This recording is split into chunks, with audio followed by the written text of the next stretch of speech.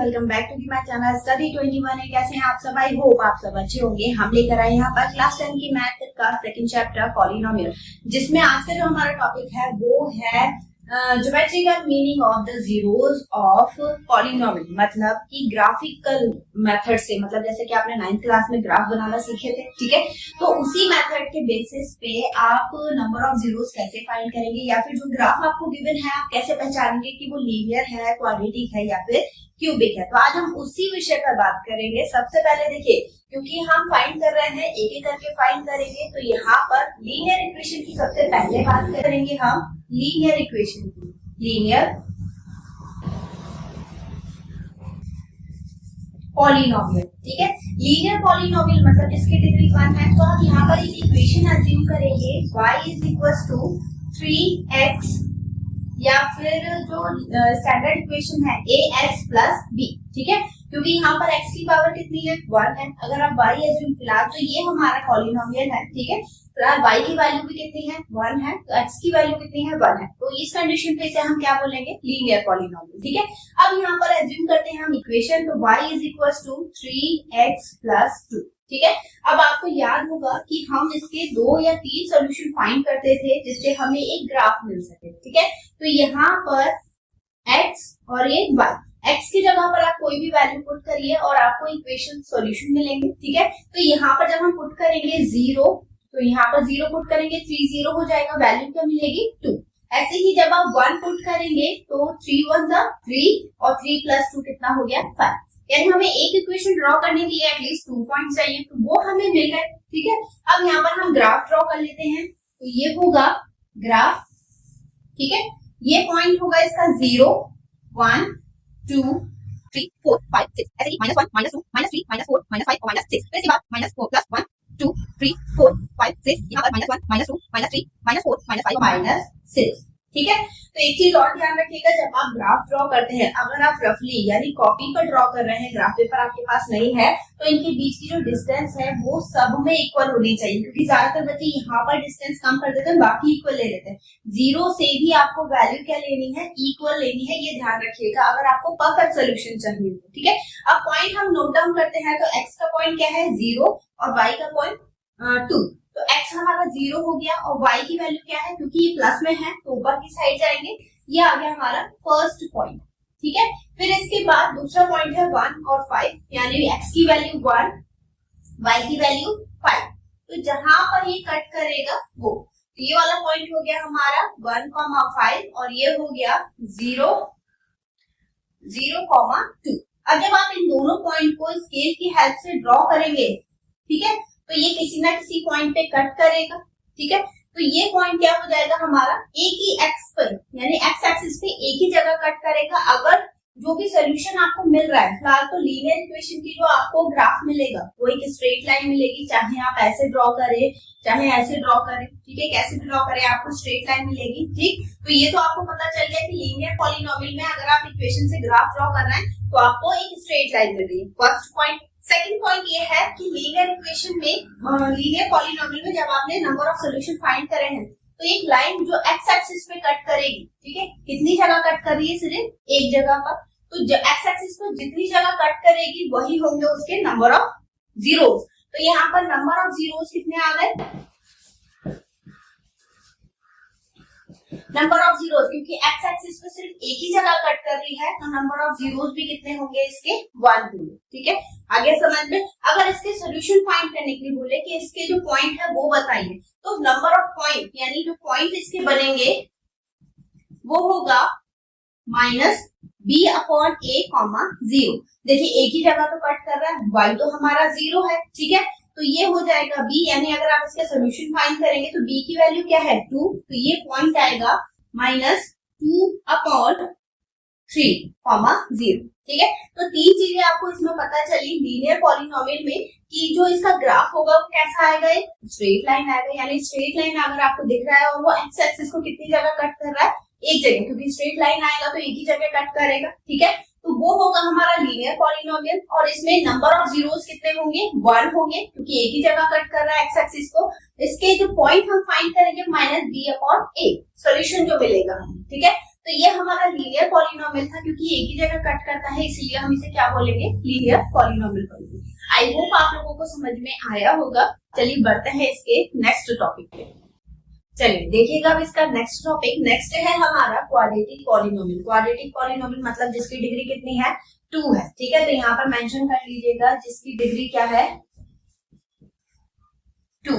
ठीक, अब यहाँ पर अगर हम इक्वेशन एज्यूम कर रहे हैं तो वो क्या होगी, a x square plus B X plus C is equal to 0। और यहाँ पर एक चीज ध्यान रखिएगा, अगर क्वाड्रेटिक पॉलिनोमियल है, ठीक है, लीनियर के लिए a यानी ax था तो वहां पर a 0 नहीं हो सकता था। यहाँ पर x स्क्वायर के साथ जो भी नंबर होगा वो 0 नहीं होगा।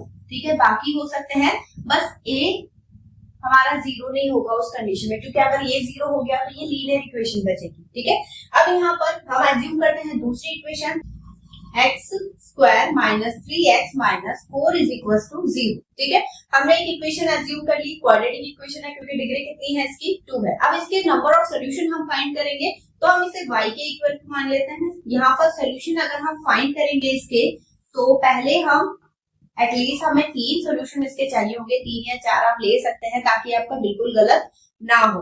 फिर यहाँ पर x और y, अब x की जगह पर हम पहले पुट कर रहे हैं 0। जब हम 0 पुट करेंगे तो ये दोनों तो 0 हो गए क्योंकि x की टर्म है, तो x की जगह 0 पुट करने पे हमें सोल्यूशन क्या मिला, -4। अब जब हम 1 पुट करेंगे तो यहाँ पर 1 हो गया -3, और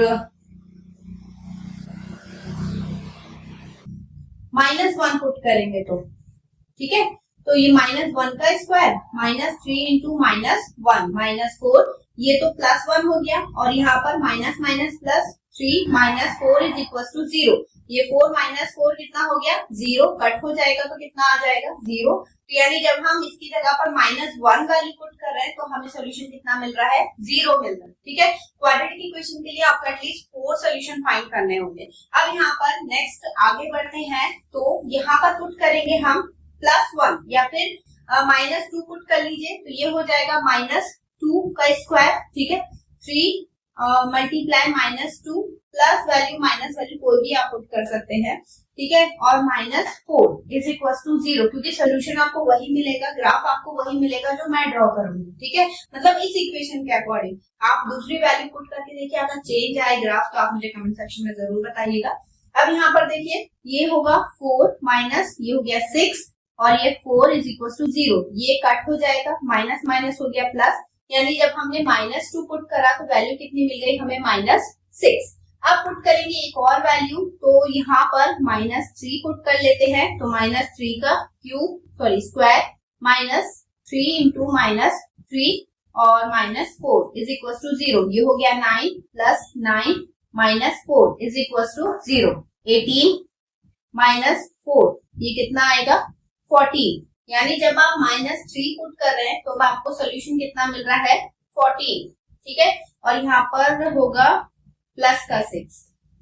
ठीक है, अब ये सोल्यूशन हमें मिल गया। अब हम इसे ग्राफ में ड्रॉ करते हैं, तो हमें 2 का गैप लेके चलना पड़ेगा। 2 का क्यों, क्योंकि हमारा जो एक नंबर है 14 मिला है, वो किसकी वैल्यू है, y की, तो हम एक गैप आगे पीछे लेके नहीं चल सकते, हमें दोनों गैप इक्वल लेके चलने पड़ेंगे। ठीक है, तो ये होगा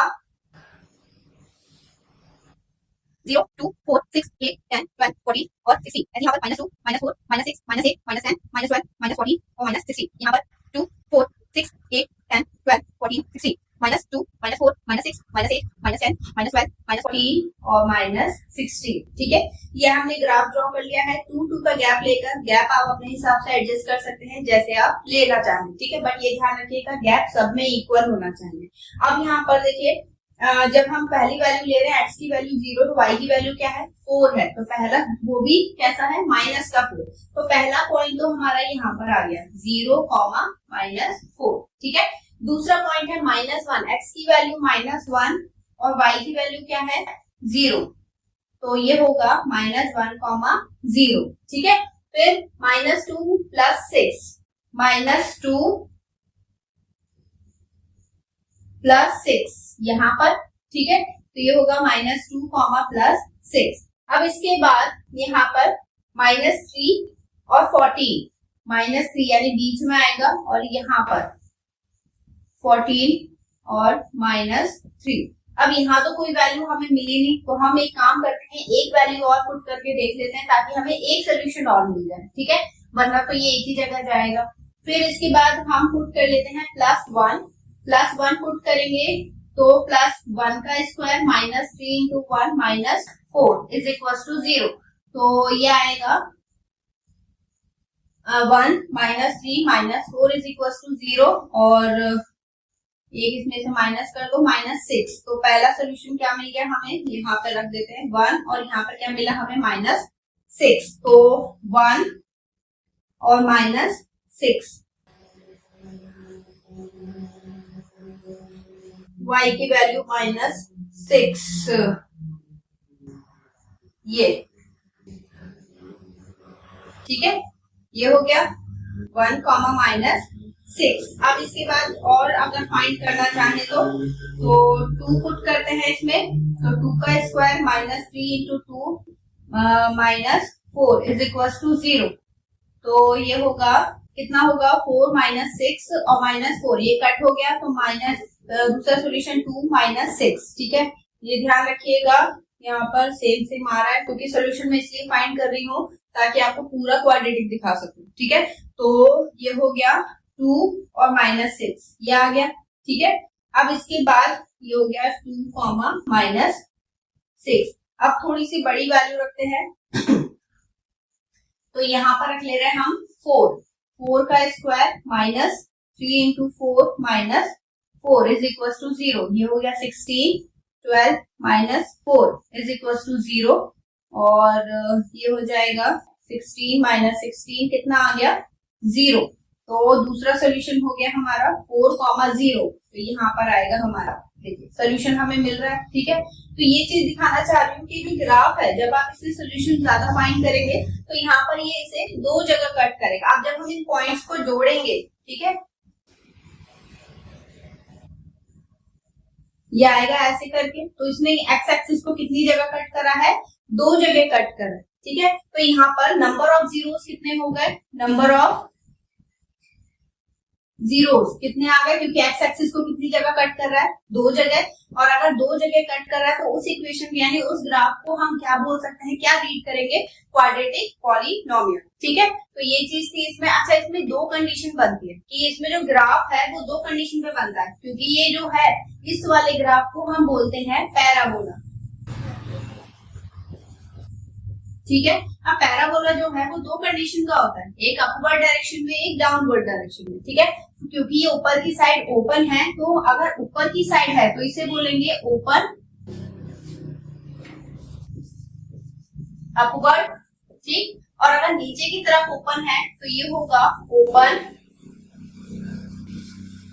डाउनवर्ड, ठीक है। तो ये चीज आपको ध्यान रखना है, अगर ऊपर की तरफ है तो ओपन अपवर्ड और नीचे की तरफ अगर ओपन है तो ओपन डाउनवर्ड, ठीक है। और 2 जगह अगर एक्स एक्सिस को कट कर रहा है तो नंबर ऑफ जीरोस कैसे होंगे, कितने होंगे, 2। और इक्वेशन कौन सी होगी, पॉलिनोमियल कौन सा होगा, क्वाड्रेटिक पॉलिनोमियल। तो आई होप आप लोगों को समझ में आया होगा। आपको वीडियो कैसी लगी कमेंट सेक्शन में जरूर बताइएगा, ठीक है। अब इसके बाद इसका बचा है थर्ड टॉपिक यानी क्यूबिक पॉलिनोमियल, तो वो हम डिस्कस करेंगे इससे नेक्स्ट वीडियो में, ठीक है। और इसके आगे के भी अभी 3 केस है, तो तीनों केस हम इसमें डिस्कस नहीं कर पाएंगे, नेक्स्ट वीडियो में डिस्कस करेंगे। तो हमारे साथ जुड़े रहें, हमारे साथ बने रहें, चैनल को सब्सक्राइब जरूर कर लीजिएगा, ठीक है। चलिए मिलेंगे अब इससे नेक्स्ट वीडियो में नए क्वेश्चन के साथ, तब तक के लिए धन्यवाद।